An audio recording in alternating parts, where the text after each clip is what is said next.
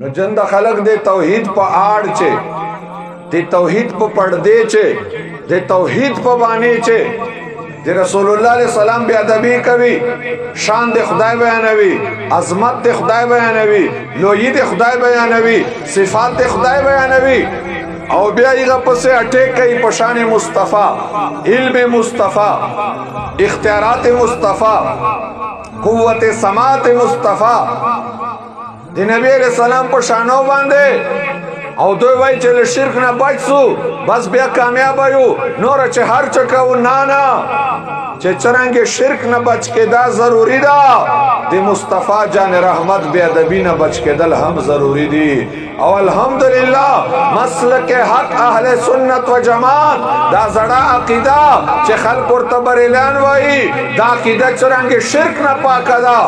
د غرنګ د مصطفی ګستاخی نه هم پاکه